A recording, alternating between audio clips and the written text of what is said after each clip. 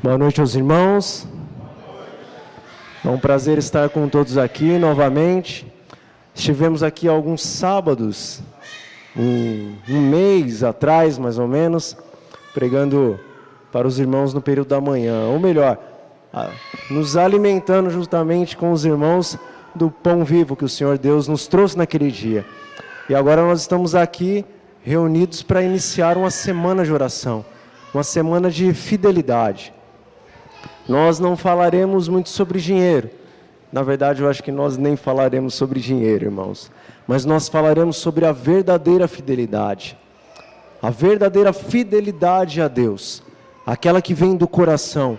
Porque Davi disse que se sacrifícios fossem realmente agradáveis a Deus, como ele tinha muito dinheiro, ele poderia doar ao Senhor, ele poderia oferecer a Deus todos os sacrifícios. Mas sacrifício agradável a Deus é o quê? O coração contrito. Ao coração contrito e compungido, Davi diz que o Senhor não negará.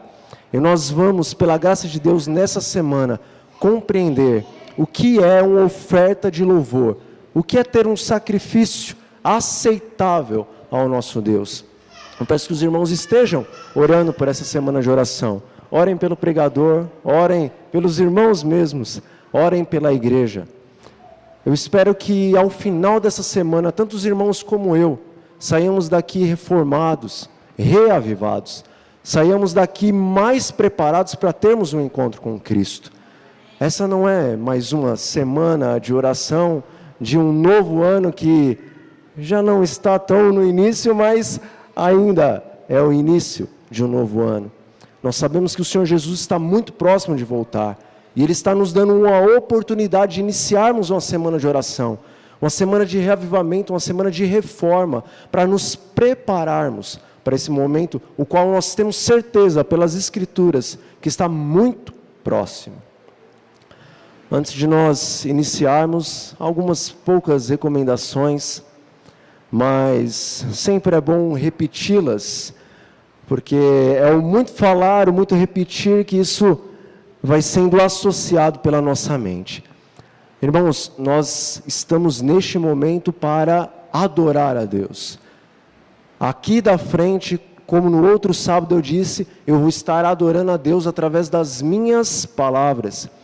E os irmãos daí dos bancos vão estar adorando a Deus através da sua atenção, através da sua reverência, através de um espírito manso, desejoso de ouvir a palavra de Deus. Estejam todos em espírito de oração. Não vamos parar para conversar. Vão ter coisas talvez importantes que vão vir à mente dos irmãos, mas deixe para falar lá do lado de fora. 10, 15, 20 minutos a mais não vai fazer diferença. Vamos desligar os nossos celulares. O meu já desliguei. Que os irmãos possam desligar os seus, ou talvez colocarem no vibracal se tiverem algo muito importante para receberem uma mensagem muito importante nessa noite. Mas enfim, dadas as recomendações, eu convido a igreja agora a orar comigo, pedindo que Deus nos dê o seu Espírito para que nós compreendamos o que nós vamos ouvir nesta noite. Vamos orar. Senhor, nosso Deus e nosso Pai, nós lhe agradecemos porque agora o Senhor nos dá a oportunidade de abrirmos a Tua Palavra.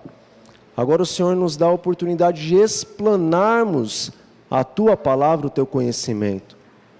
Que o Teu Santo e Bom Espírito seja sobre cada um de nós, falando individualmente a cada um dos Seus filhos que aqui está. Nós lhe pedimos que o Senhor fale às crianças, fale aos juvenis, aos jovens, aos adultos, aos idosos que aqui estão, Pai.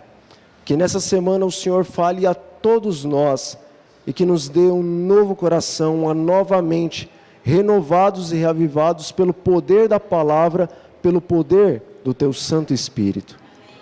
Em nome do Senhor Jesus, nós lhe pedimos, Pai, e nós lhe agradecemos. Amém. A nossa pregação de hoje tem como título Chegou a Hora. Na verdade, no decorrer da semana, nós vamos perceber que não é apenas a pregação que tem como título Chegou a Hora, mas podemos dizer que o título dessa semana de oração é este: Chegou a Hora.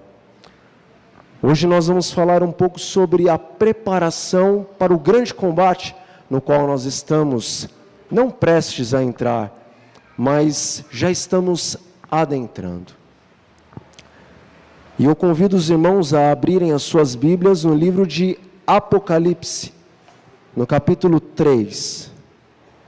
Nós vamos ler 2 versículos da carta à igreja em Laodiceia.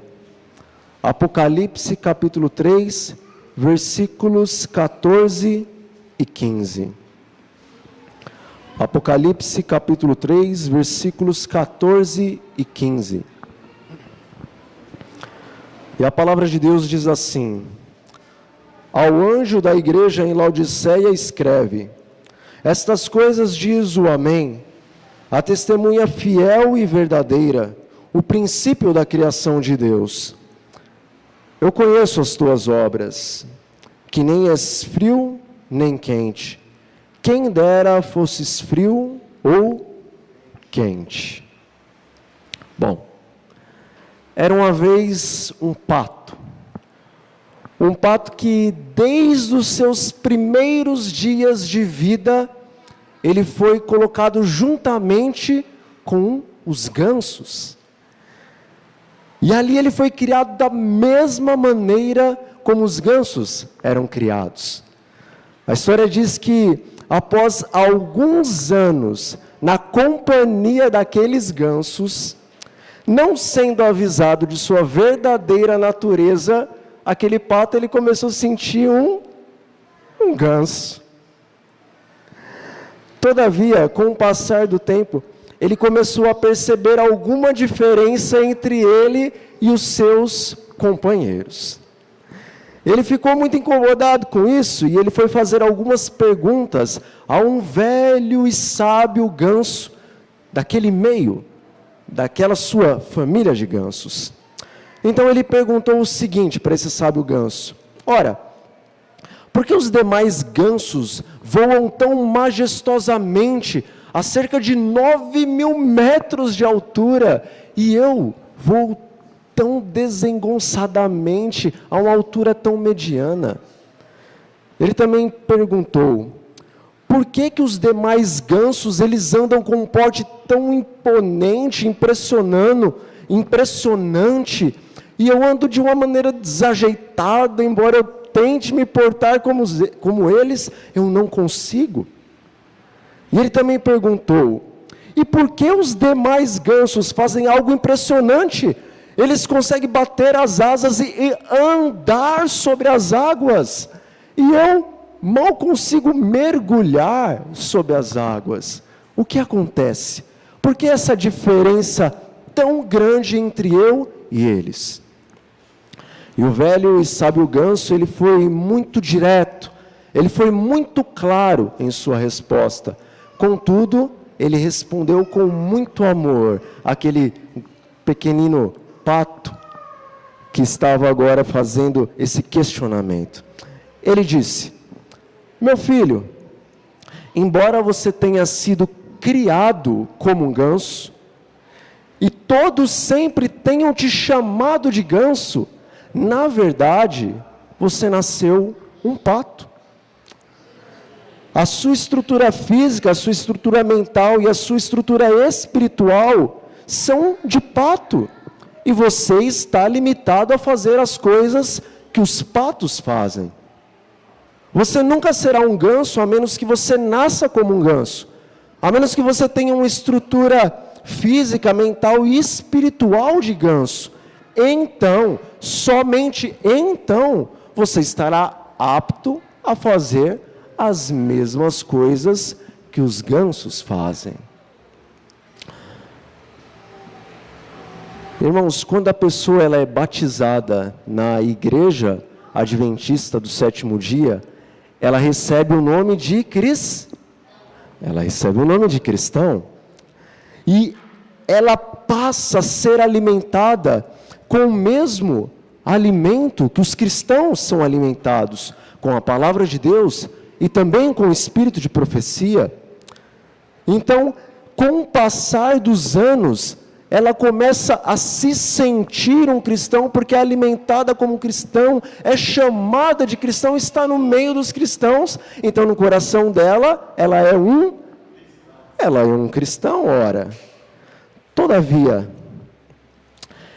em algumas leituras que essa pessoa vai fazendo na Bíblia, ele começa a perceber a vida dos cristãos do passado.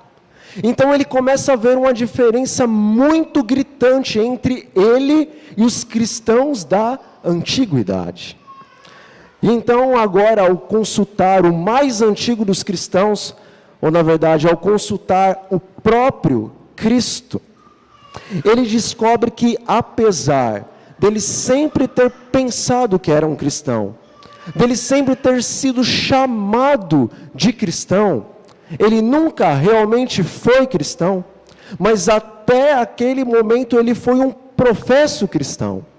Ele agiu como um professo cristão, ele nasceu como um professo cristão, tem o físico, a mente, a espiritualidade de um professo cristão, e nunca vai poder ser verdadeiramente um cristão, a menos que ele venha realmente a nascer como um cristão, e ter uma estrutura física, mental, espiritual de cristão. Chegou a hora de nós termos plena consciência, irmãos, plena consciência de que aos olhos de Deus, nós não somos belos, eloquentes, finos gansos. Mas o livro do Apocalipse, no capítulo 3, nos mostra que aos olhos de Deus, até um determinado momento, nós somos como patos espirituais. Nós agimos como patos espirituais. Continuamos fazendo as mesmas coisas, desajeitadas e patéticas. Nós não estamos à altura do nosso tempo. Nós dizemos que o Senhor Jesus Cristo, Ele está às portas, quase voltando. E muitas vezes ouvimos dizer que nós já podemos ouvir os passos de um Deus que está retornando. Mas nós não estamos vivendo à altura deste tempo soleníssimo, o qual está sobre a terra, o qual está sobre esta igreja. Nós olhamos para os grandes gansos do passado, nós lemos a palavra de Deus e lemos o espírito da profecia, olhamos para esses grandes gansos e nós ficamos estupefatos com o que eles fizeram. Nós vemos como Abraão, ele voou alto na fé.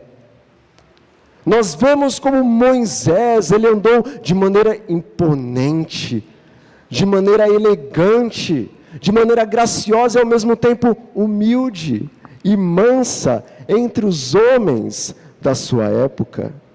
Nós vemos como Paulo, o apóstolo dos gentios, ele correu pelo mundo inteiro como se estivesse correndo sobre as águas, para pregar a mensagem do Evangelho a todo o antigo mundo daquela época. Nós olhamos isso e ficamos admirados, e muitas vezes nós dizemos: mas como eu queria ser como esses gansos, como esses homens do passado. É verdade, muitas vezes quando nós lemos sobre Abraão, Paulo, sobre Enoque, como nós desejamos ser iguais esses cristãos que viveram lá no passado. Mas esses cristãos, esses heróis da antiguidade, com os olhos da fé, eles viram o povo do advento, eles viram o povo dos últimos dias, eles viram esta igreja que está prestes a receber o batismo do Espírito Santo, e eles ficaram estupefatos. Eles, com os olhos da fé, disseram: mas como eu queria alcançar a medida da estatura, da fé e da maturidade dos cristãos dos últimos dias. Como eu queria alcançar a espiritualidade dos adventistas do sétimo dia. como eu queria ser como aquele povo que não se compra, aquele povo que não se vende, aquele povo que em meio à maior tribulação que a igreja de Deus e que o mundo já teve, eles permaneceram firmes, inabaláveis, com um caráter inalterado, igual, semelhante ao caráter do Senhor Jesus Cristo. É isso que eles viram, irmãos. É isso que eles, aqueles grandes heróis da fé, almejaram. Mas a pergunta é: aonde está este povo dos últimos dias? O povo o qual os heróis da fé desejaram ser como eles. Será que nessa noite, será que hoje entre nós existe este remanescente? Será que aqui existe alguns gansos remanescentes da igreja triunfante de Deus? Ou será que todos nós vamos querer continuar vivendo como patos espirituais? Os patos, consciente ou inconscientemente, eles vão continuar dizendo em seus corações: eu sou rico e abastado, e eu não tenho falta de nada. Os patos espirituais dessa igreja, eles vão continuar com seu Corinthians, com seu Palmeiras, com seu São Paulo. Os patos espirituais dessa igreja, eles vão continuar a se deliciar com o seu queijo gorduroso, com sua carne, com o seu refrigerante, com o seu chocolate, com o seu café, com o seu cappuccino. Eles vão continuar nessa mesma vida, a qual ano após ano eles têm levado e não querem mudar. Ainda que se descesse um anjo e viesse a esse púlpito pregar, eles não desejariam mudar. Os patos continuarão a se vestir, a se produzir como o mundo faz. Eles continuarão a fazer todas as coisas que o mundo faz e ainda usarão a desculpa, dizendo o seguinte: nós só estamos fazendo isso é porque nesses dias nós precisamos alcançar as classes mais ricas, as classes mais difíceis, então nós temos que ser iguais a eles, para que eles venham para dentro da igreja. Os patos espirituais vão continuar usando essas desculpas, e eles vão continuar fazendo as mesmas coisas, até que chegue o tempo em que ouçam o clamor: aí vem o noivo, e percebam que os gansos espirituais, que estão cheios do azeite em suas vasilhas, estão prontos a encontrar com o noivo. Então é nesse momento que os patos espirituais, os adventistas que não estão se preparando, dirão: por favor, dê um pouco do seu azeite, conceda-me deste espírito que você está tão cheio, para que eu possa também revelar o caráter do Senhor Jesus Cristo ao mundo, como você está revelando. E vai ser tarde demais para perceberem que eles tiveram todo o tempo do mundo para mudarem de vida, mas por suas escolhas, por suas decisões, por sua rebeldia, por sua obstinação, por sua obstinação contra o Espírito do Senhor, que sábado após sábado, quarta após quarta, domingo após domingo, estava clamando dos púlpitos a eles, estava suplicando para que tomassem uma decisão, para que entregassem seus corações, para que Deus pudesse colocar vida, e vida em abundância em seus corações, para que vivessem com alegria no Senhor, e não rastejando num cristianismo morno, nauseante aos olhos de um Deus Santíssimo. Os patos, eles continuarão com seus namoros impróprios, com seus testemunhos escandalizantes. E eles continuarão acalentando em seus corações o sentar à mesa com Abraão, com Isaque e com Jacó.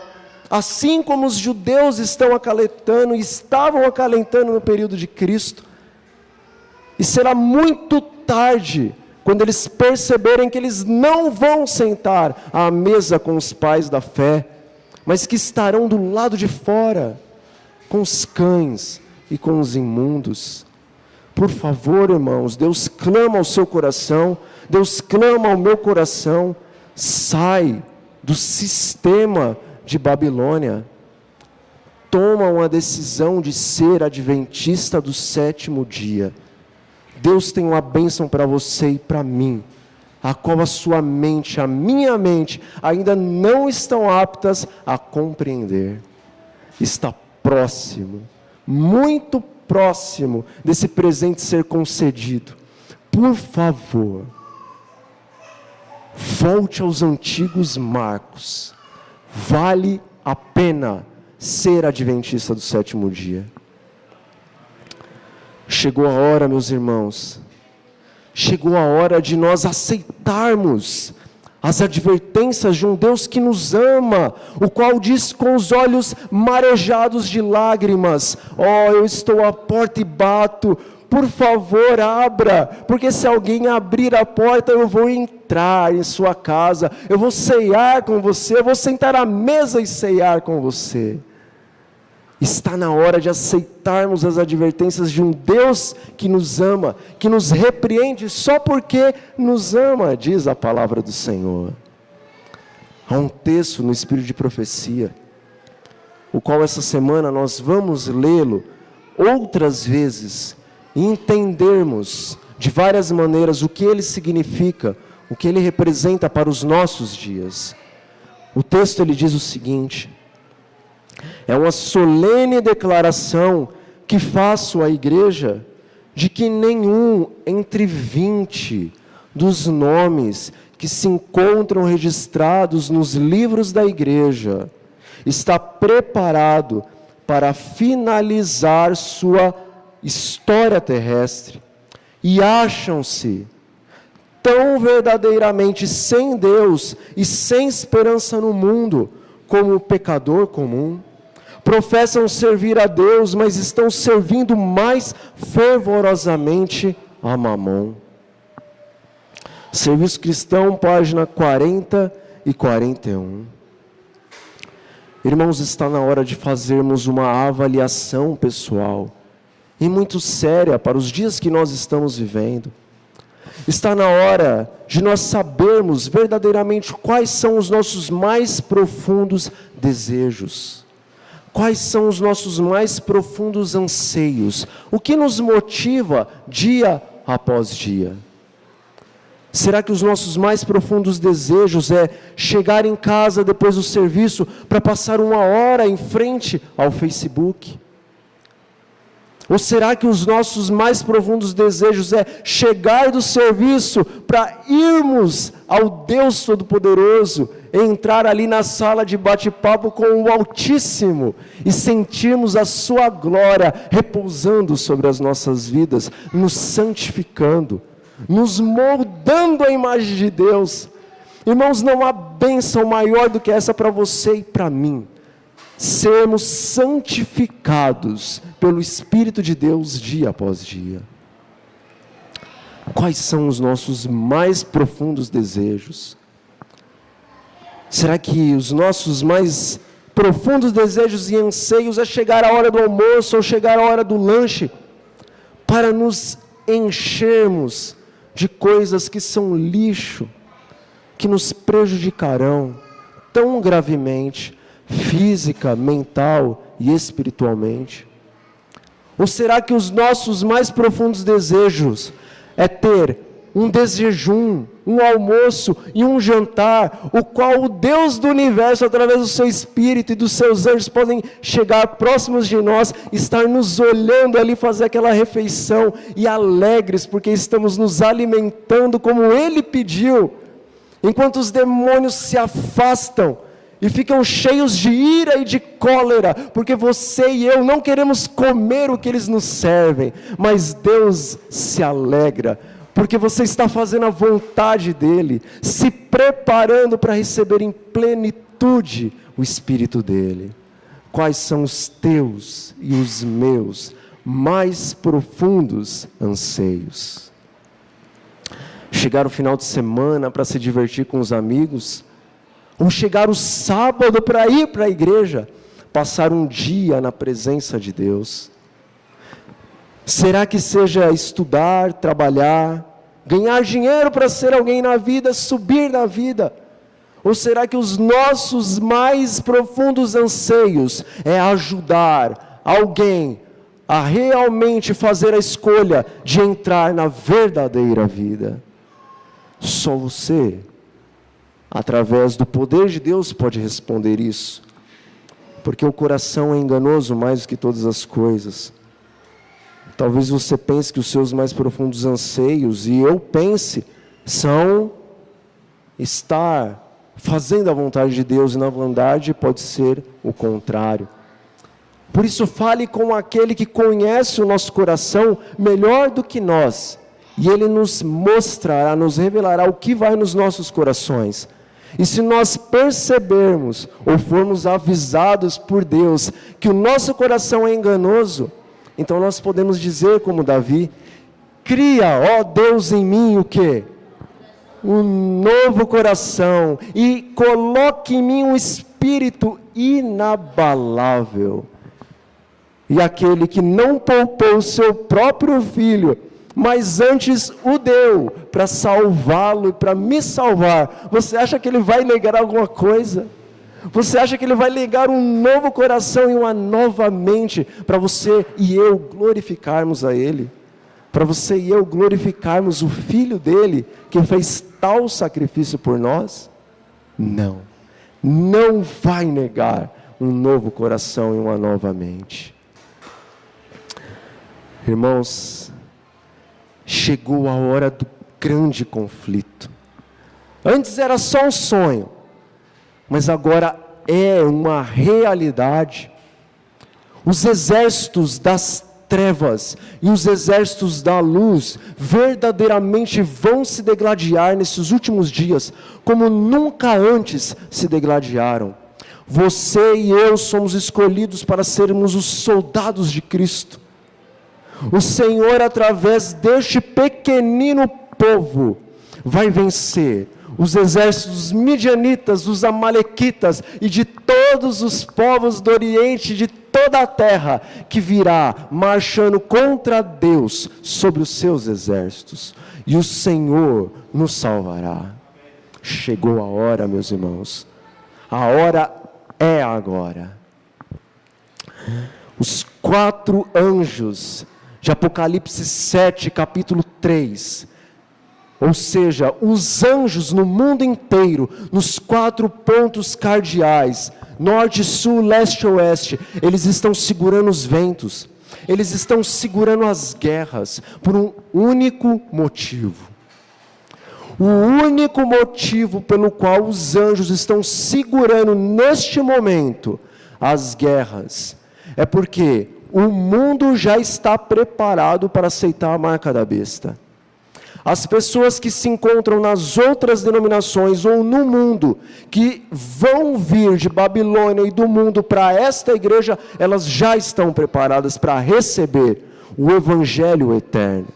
Mas o único motivo por estar estes seres parando o conflito, dizendo e repreendendo aos demônios, para que eles não avancem em seus planos, o único motivo para isso é porque você e eu não estamos preparados para receber este povo que Deus tirará de Babilônia e trará para cá. O único motivo para o conflito não dar andamento neste exato momento somos nós. Somos nós, meus irmãos. Deus precisa nessa igreja um povo santo.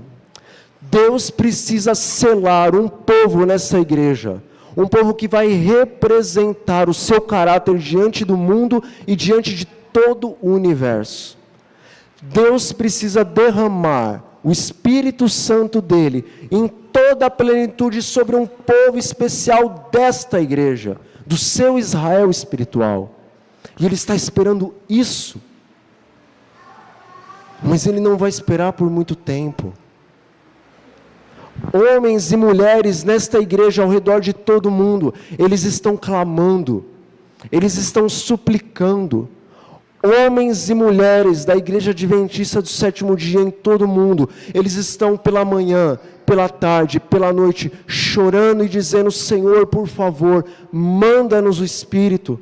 Dai-nos a chuva temporã em toda a sua abundância, envia-nos a chuva serôdia para amadurecer os frutos espirituais. Nós precisamos do teu coração, nós precisamos da tua mente, nós queremos glorificar o teu nome em toda a igreja, em todo o mundo. Manda-nos o teu Espírito. Existe um povo nesta igreja que está quase preparado. Mas Deus está dando oportunidade para aqueles que ainda não começaram essa preparação. Ainda há tempo para esta igreja. Em eventos finais, o Espírito da profecia diz que antes da porta da graça se fechar para o mundo, primeiramente ela vai se fechar de uma maneira virtual para a igreja adventista do sétimo dia. Porque quando Deus tiver um povo preparado nessa igreja, o Espírito do Senhor não vai mais trabalhar conosco, mas vai trabalhar somente com eles. Por isso que virtualmente o Espírito de profecia diz que antes que se feche a porta da graça para os que não tiveram a oportunidade de conhecer a verdade que você e eu conhecemos, a porta se fecha para nós. E está na hora de nós compreendermos o que significa a parábola das 10 virgens. Quando se escuta aquela voz, aí vem o noivo. Nessa semana nós vamos estudar mais profundamente a respeito disso. Mas as 10 virgens são uma parábola para esta igreja. E no momento em que veio o clamor, aí veio o noivo. Todas as virgens nécias que não pediram, não clamaram, não receberam o Espírito Santo, não houve mais tempo para elas. Elas ainda, sem perceber que não havia mais tempo, elas saíram procurando o azeite. Mas elas encontraram? Quando elas voltaram, o que havia? Uma porta fechada. Satanás está enganando essa igreja. Satanás, ele tem a doutrina e a teoria da segunda chance. Existe uma doutrina e uma teoria, o qual nós tentamos explicar para as pessoas de outras denominações, que não haverá uma segunda chance no milênio. Mas Satanás colocou na mente deles que no período do milênio haverá uma segunda chance. Mas vindo Cristo, o que acontecerá no milênio? Os mortos ímpios estarão mortos e só ressuscitarão para receber o julgamento no dia final. E somente Satanás estará vivo para receber a sua pena já em vida, ou uma parte de sua pena já em vida. Não há segunda chance depois da vinda de Cristo, mas Satanás tem a doutrina da segunda chance para você e para mim. Ele diz o seguinte: olha, vai levando, ainda que você está morno. Quando chegar na hora da chuva serôdia, então você pede a chuva serôdia. E aí o poder de Deus vem sobre você e você se torna um cristão poderoso para vencer no conflito. Essa é a teoria da segunda chance para os adventistas do sétimo dia. Mas a palavra de Deus, o Espírito da profecia diz que a única chance de você e eu recebermos a chuva serôdia é se agora nós estivermos dia, tarde e noite clamando para que Deus envie a chuva temporã, para recebendo então a plenitude dela, aí sim, no momento da chuva serôdia, Deus envia esta bênção sobre nós. Não caiam na teoria da segunda chance para os adventistas do sétimo dia. Nosso tempo vai correndo e nós estamos finalizando já, irmãos. Hoje, em nossos dias, o dragão, a besta e o falso profeta, eles vão se unir para guerrear contra o povo de Deus. Todavia, quando nós falamos se unir para guerrear, nós estamos pensando que haverá um momento em que as placas serão retiradas, e então os católicos, os protestantes e os espíritas vão se unir em um único movimento para combater o povo de Deus. Isso nunca vai existir, meus irmãos. O catolicismo, o protestantismo e o espiritismo, eles já estão unidos. O que une os três poderes apóstatas não é as placas removidas e colocadas uma a outra em lugar. O que une esses três poderes apóstatas é a doutrina do domingo e da imortalidade da alma. Todas as igrejas católicas, protestantes e o espiritismo aceitam essas duas doutrinas de Satanás. O ecumenismo já foi aceito por todas as igrejas, exceto esta igreja e a Igreja Adventista da Reforma. Os poderes já estão unidos, mas Deus segura os ventos por causa de você e por causa de mim.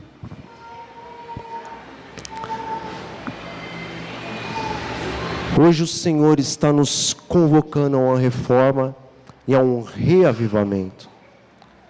Ele precisa do exército dos poderosos. E Joel, ele explica como isso acontece. Ele explica como é esse exército dos poderosos.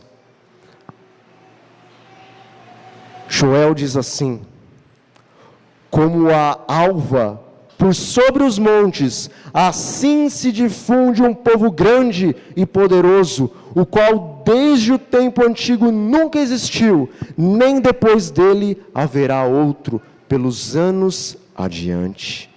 E para que isso aconteça, para que Deus tenha esse exército poderoso, então Joel, inspirado pelo Espírito de Deus, nos dá a receita. Ele diz o seguinte: tocai a trombeta em Sião, e dai voz de rebate no meu santo monte, perturbem-se todos os moradores da terra, porque o dia do Senhor vem, ele já está próximo. Ainda assim, agora mesmo, diz o Senhor, convertam-se a mim de todo o vosso coração, e isso com jejuns, com choro e com pranto. Rasgai o vosso coração e não as vossas vestes, e convertei-vos ao Senhor, o vosso Deus. Joel capítulo 2, versículos 1, 2, 12 e 13. Irmãos, quem vai ferir a batalha do Senhor? Quem vai levantar o estandarte de Emanuel nesses últimos dias? Deus convoca você e Deus convoca a mim. Nós temos que tomar uma decisão hoje. Os pais que tomarem a decisão, os seus filhos serão instrumentos de Deus, e no momento em que nós não pudermos mais pregar, o Espírito tomará as crianças e fará a obra dos adultos através delas. Um povo que o seu rosto será iluminado, literalmente, diz o Espírito da profecia, pelo resplendor da glória de Cristo que emanará sobre nós, vai sair a este mundo. Em pregações, milhares se converterão, diz o grande conflito, em um único dia. Milagres os quais não houveram no Pentecostes, os quais não houveram no tempo dos discípulos, acontecerão nos nossos dias. Você e eu não podemos perder. Os que estão nos assistindo na internet não podem perder. Tomemos a nossa decisão nessa semana. O Senhor tem um encontro com você e comigo todas as noites aqui, irmãos, para uma reforma e para um reavivamento. Nós vamos cantar um último hino, o hino 506. Fortalece a tua igreja. Enquanto você e enquanto eu cantamos este hino, que ele seja como uma oração para as nossas vidas. Que estes refrões, que essas palavras se cumpram em nossas vidas. E depois nós faremos uma oração e voltaremos aos nossos lares pensando nessas palavras. Amém.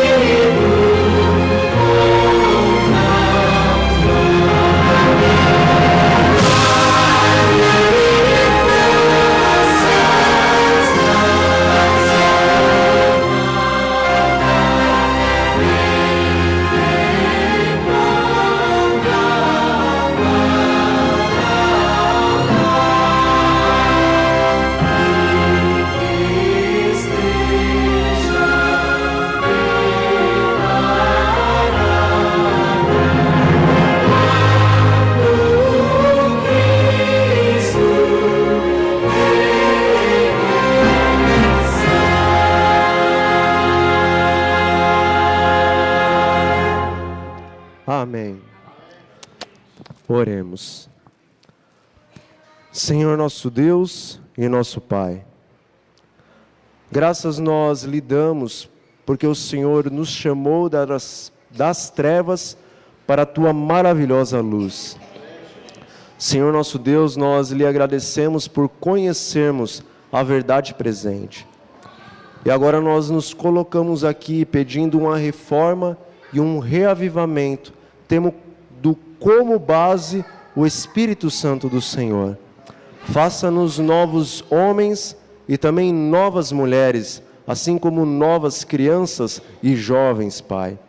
Prepara-nos para combatermos o bom combate, para completarmos a carreira e guardarmos a fé, para que naquele dia que se aproxima, no dia da volta do Senhor Jesus Cristo, nos seja concedida a coroa da justiça, a coroa do Senhor Jesus Cristo, a qual Ele dará para aqueles que o amam. Em nome do Senhor Jesus, escuta-nos e atenda-nos segundo a Tua vontade. Amém.